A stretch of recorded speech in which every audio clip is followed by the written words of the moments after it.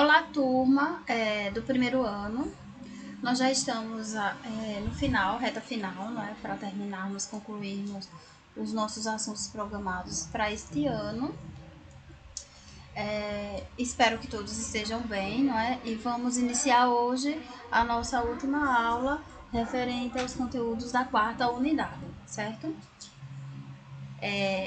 O último assunto é justamente a parte da escrita, não é? Das palavras que nós temos algumas dúvidas, não é? Às vezes se escreve-se com dois S, se é com C cedilha, se é com X, se é H, não é? Temos o campo das palavras que já vimos dos homônimos, não é?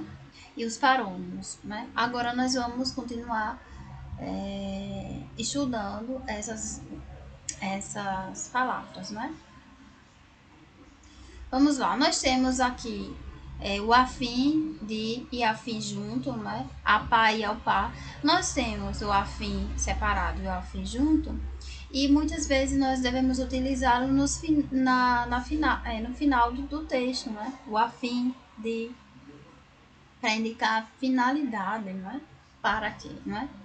Então vamos lá. Nós temos o acerca de junto, cerca de, acerca de, não é?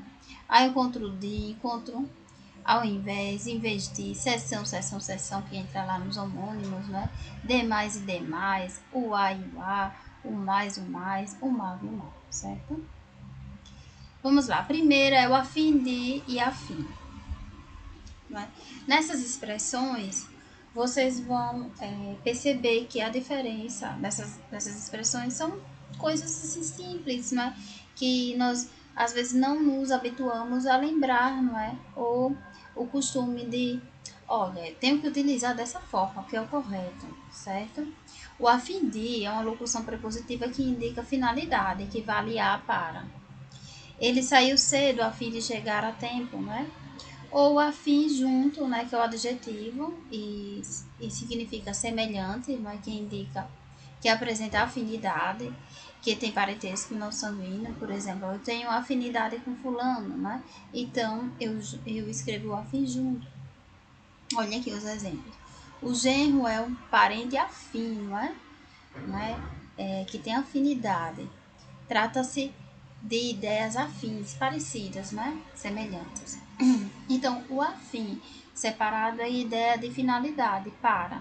E o afim junto é a ideia de afinidade, certo? Só vocês pensaram, finalidade é sem junto do A, né? Sozinho, né? Então, eu penso na expressão afim, né? Separado.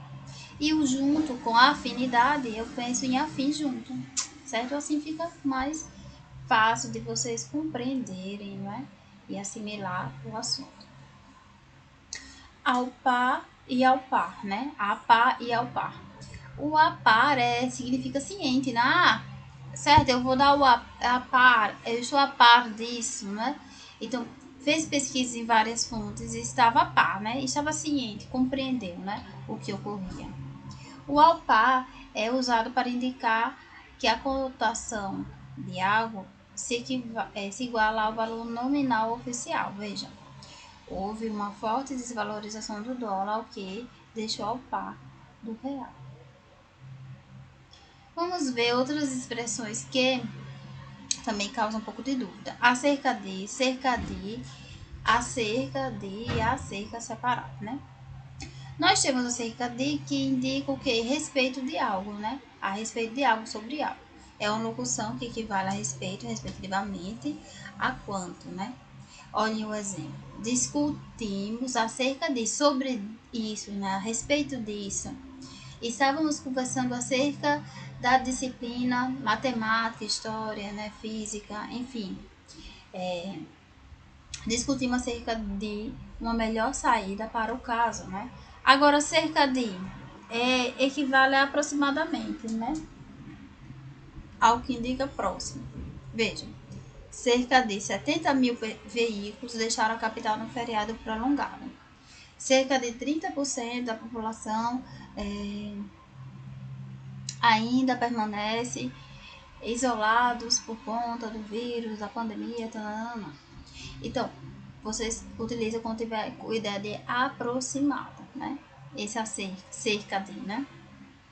O acerca de, né, com o verbo H, aí nós temos, é uma expressão formada por acerca de, que indica quantidade aproximada, pretendida do valor a ver, que indica tempo, né? Quando é que eu utilizo? Quando indicar o tempo.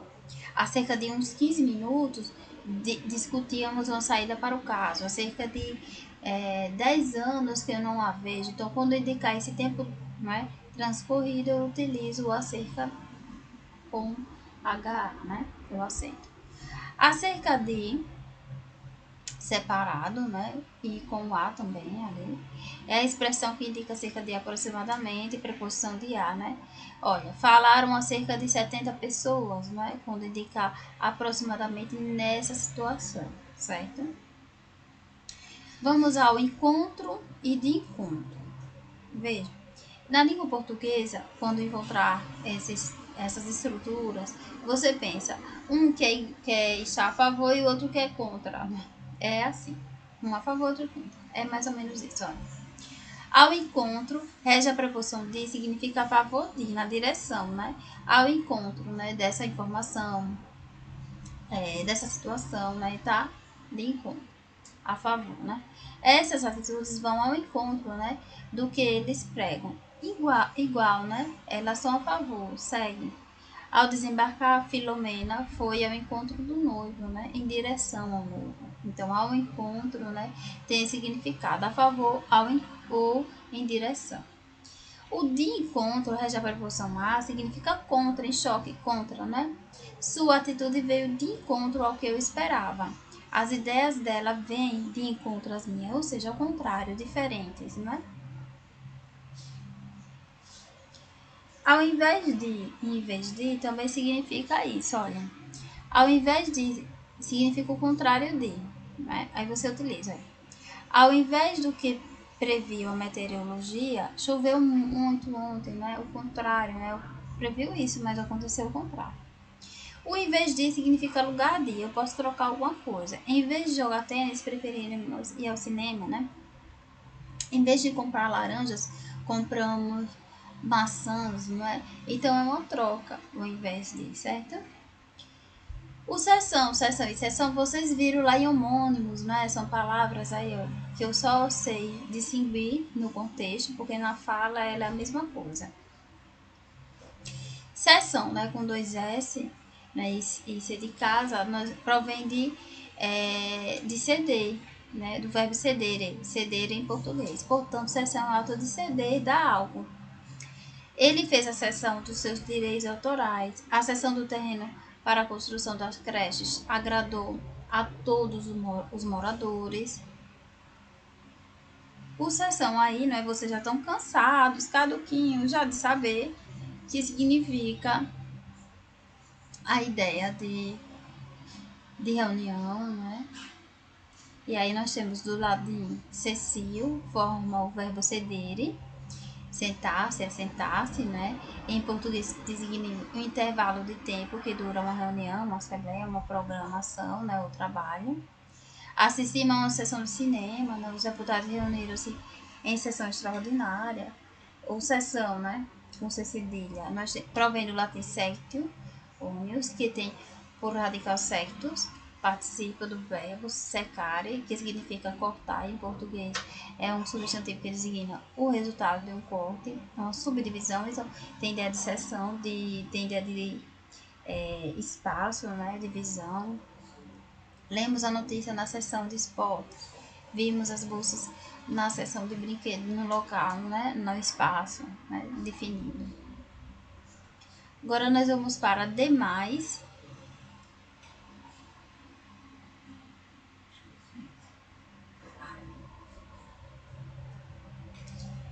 Demais e demais.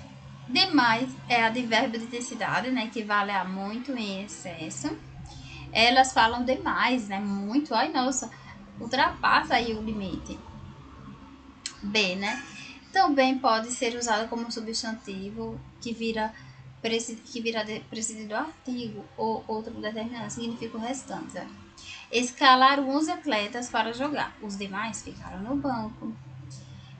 Demais separado, né? Locução prepositiva, fosse sentido oposto, de menos, né? Olha, não havia feito nada demais, né? Nada que chamasse atenção, né? Agora o A, né? E o A, como vocês viram lá no acerca de, ele indica tempo, né? Vejam que ele não vai perder esse sentido, vejam. Na indicação de tempo, emprega-se a, né? Para indicar tempo transcorrido, equivale a faz. Há 2 meses que ele não aparece, ele estuda essa matéria há 2 dias, né? O a para indicar tempo futuro, né? Daqui a 2 meses ele aparecerá. Ele deverá voltar daqui a 3 dias, né? Então, indicação do futuro é o a.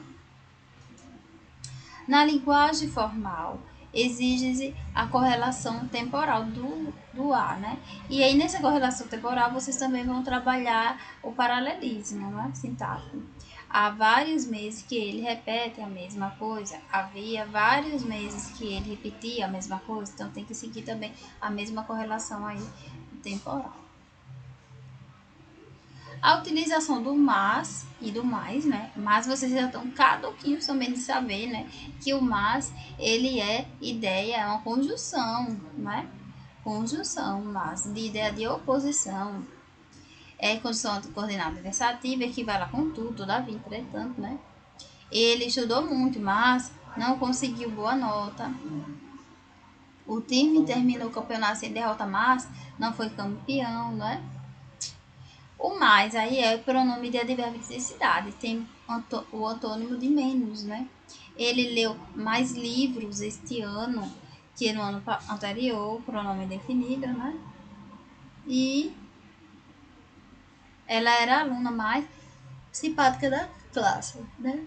Advérbio de intensidade. Existem também a forma mas, né? Com esse acento. Trata-se do plural do advérbio má. Eram pessoas extremamente más, né? Então, com acento aí é um mas, né? De com adjetivo que indica um má, de maldade, né? De mal. Ela era uma pessoa má. Eles eram pessoas más, né? Entenderam? Então, aí ele é um adjetivo, né? E aí é o plural dele. Mal com U, mal com L, né? Mais uma vez aqui, vocês revisando essa partezinha para não esquecer.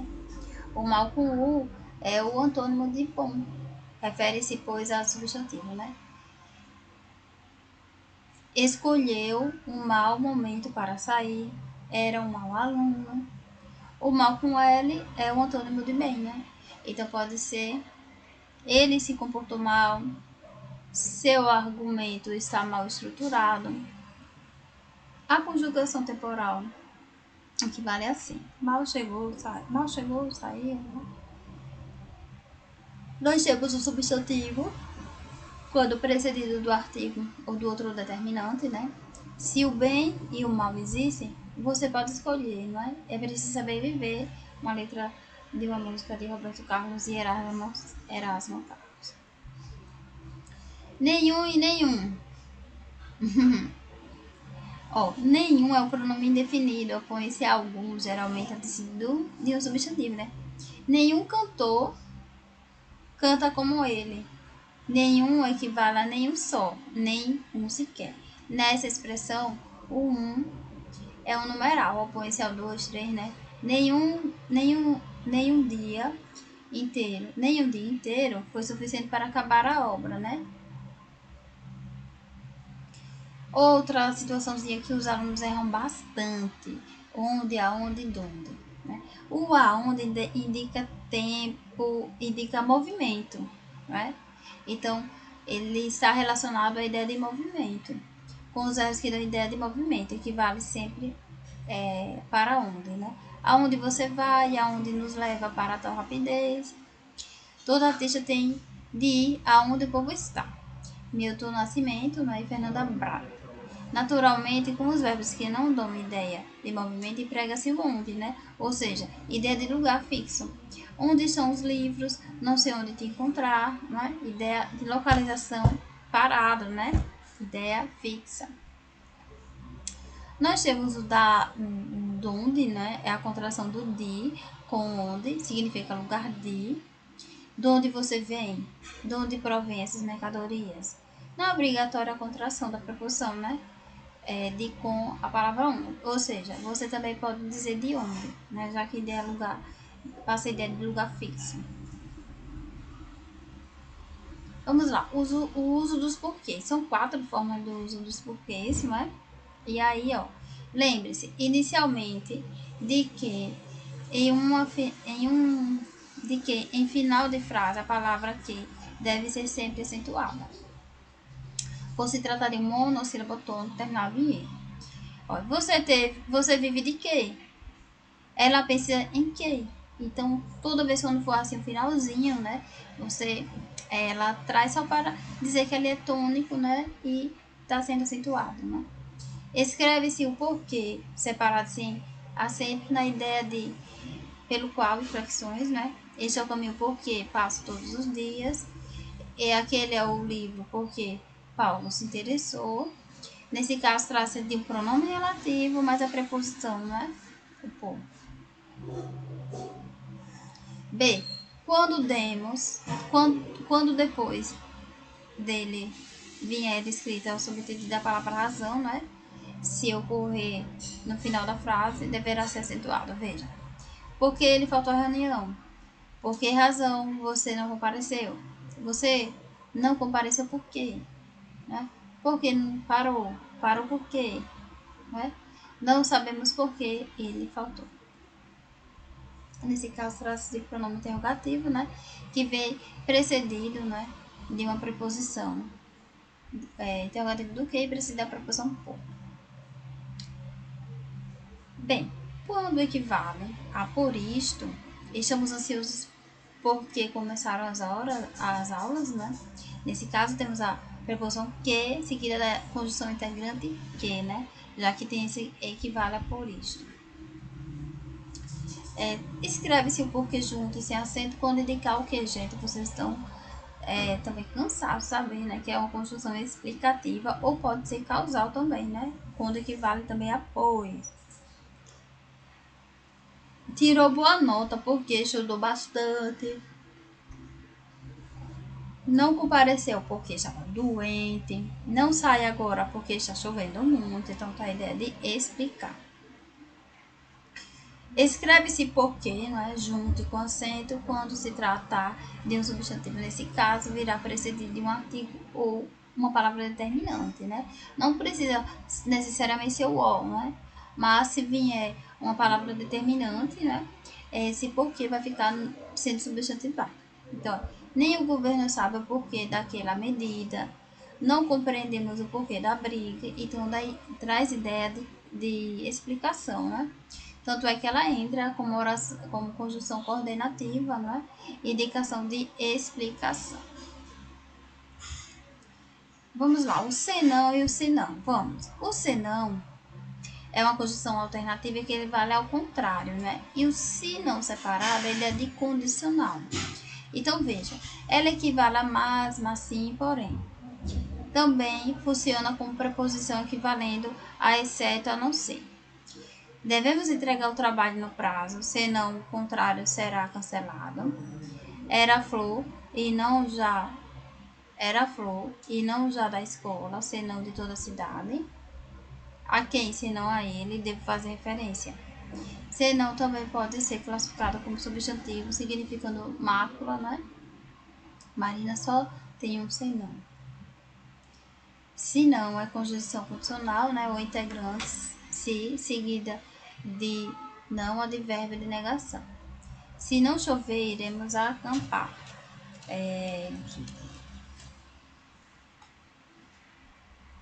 Se não chover, iremos acampar, né? Conjunção condicional, se, mas não. Perguntei se não estavam atrasados, conjunção integrante, se, mas não, certo? O sobretudo junto e o sobretudo separado. Sobretudo junto pode ser advérbio, significando especialmente, principalmente, ou substantivo, né? Casaco grande e pesado. Veja, fiz, né? a tarefa da maneira que recomendaram, sobretudo porque era o jeito mais simples. Como estava muito frio, para sair à rua vestiu um sobretudo. E o sobretudo significa a respeito de tudo. Na reunião falaram sobre tudo. Tá, estão percebendo como a língua portuguesa tem seus segredos, não é? E você só consegue identificar na escrita, não é no contexto. É porque na fala mesmo você não tem como decifrar. O tão pouco junto e o tão pouco separado. Vocês têm o tão pouco, que é um advérbio, significa também não, muito menos. Ele não tinha interesse no assunto, tão pouco eu. Tão pouco é a expressão formada pelo advérbio de intensidade tão, que modifica o advérbio ou o pronome definido pouco. Ele ganha tão pouco que mal consegue sustentar a família, né? Com essa ideia de intensidade que modifica o verbo, né? Bem, turma, espero que vocês tenham compreendido o assunto. Nós chegamos a mais um final de aula, né, sobre esses assuntos de palavras que causam dúvidas. Vimos lá os homônimos, os parônimos, né?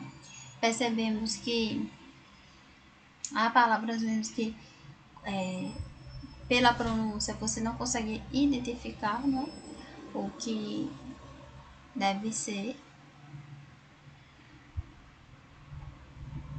mas que com uma escrita, uma leitura, não é? Vocês conseguem identificar no contexto e até conseguir identificar, claro, a utilização dessas palavras corretamente até na linguagem, não é?